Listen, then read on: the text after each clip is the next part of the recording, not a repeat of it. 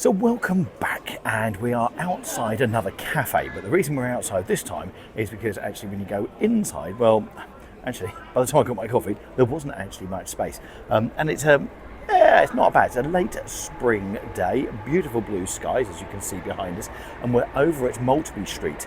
Now this place is called a WatchHouse, and it is what they describe as a modern coffee and roastery. Now I don't know if you're going to see it through the reflection, but the glass at the back of the building actually has its own roastery at the back there, so they roast their own coffee, and the coffee that I've got today is a Peruvian coffee, so really looking forward to trying that. And apparently it's meant to be quite fruity. Yes, quite fruity indeed. So anyway, so you've seen the coffee, paper cup. I suppose because Maltby Street is quite a touristy area, and if you come down here on Saturday, it is nothing but eating places, and you've got a wide selection of street food, and you really have got a wide selection of street food. I suppose that's why they serve it in a paper cup.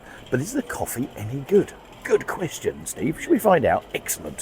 So we're going to score it as normal, out of 25, and because I'm sitting outside, there's not really much room, so I'm now going to do this again by memory. So if I get the addition wrong, it's because one, I'm a dipstick, and two, I can't remember how to add up and what numbers I actually gave it in the first place.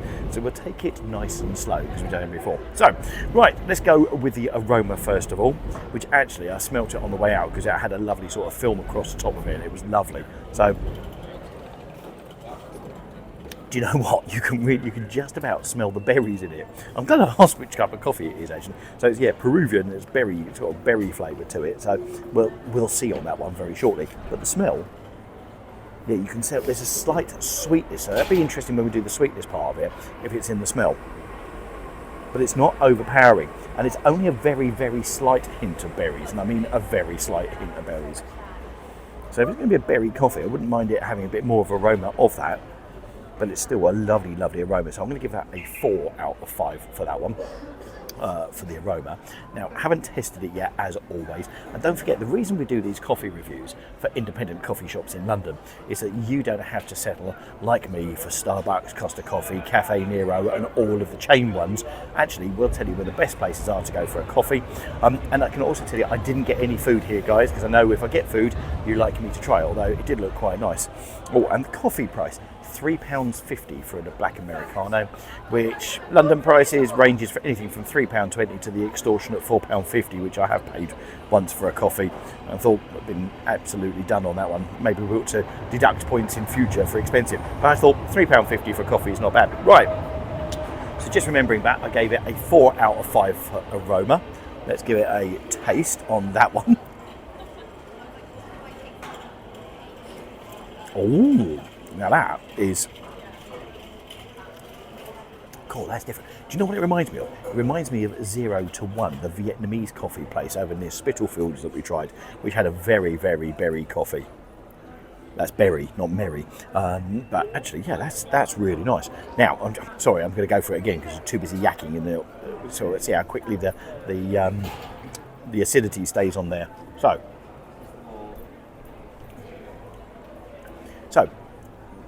it's only a very slight trace of acidity, which is really nice. So it sticks on your tongue, but it doesn't stay there for too long on there. I think it loses a bit because it does disappear quite quickly. So acidity, I'm going to give that a 3. But I'm going to give that a 3 because it's not as high as it normally is. So I'm going to give that a 3 on that one. So that gives us 7 so far. I'm happy to do this in the end, so that gives us 7 so far. But the sweetness, oh my God, the sweetness, I'm going to have to give a max on that one. Sure, hang on. Oh, by the way, the sound you can hear is of the trains going in and out of London Bridge. So this place is in one of the arches underneath the entrance to London Bridge station. So you've got the trains going above. So sweetness, I'm going to have to give that a max of 5 because that is perfect. You can really taste the berries on it. Not overpowering, but you can certainly taste the berries. So I'm going to give that a 5 for sweetness. Really good on that one. So that gives us a 12.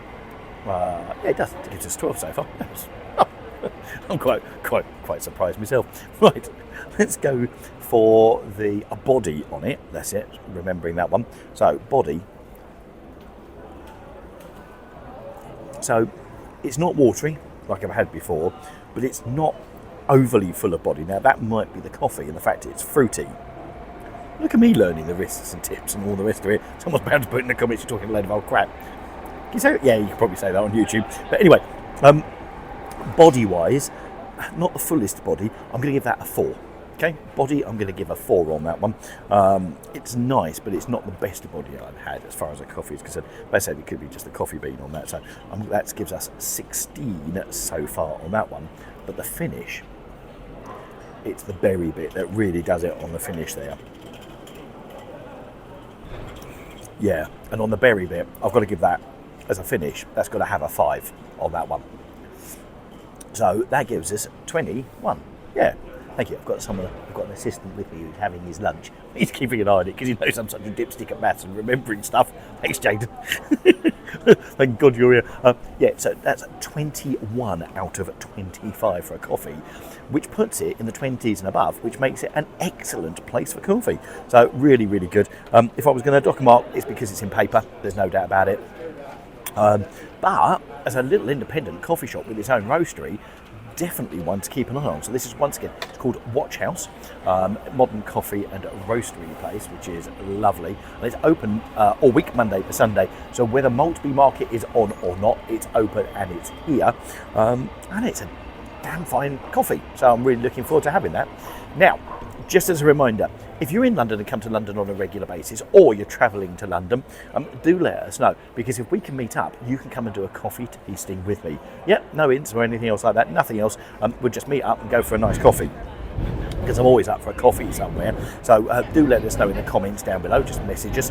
And I hope you get a chance to get out here as well, because actually WatchHouse Coffee is a really nice place to come for a cuppa, and actually if you can get a seat inside, it's even nicer, because there's a little bit of a fair breeze whipping around down here at the moment, which you can't see because, one, I have no hair for it to flutter in the wind, and two, I've hidden it with a microphone, so that's quite good as far as that's concerned. But anyway, WatchHouse Coffee, Maltby Street, we give that a 21 out of 25. Right, I'm going to leave you with a video for another fantastic place that we had coffee, which actually is not a million miles away, and that's the Colombian Coffee Company over at Borough Market, which is also near London Bridge.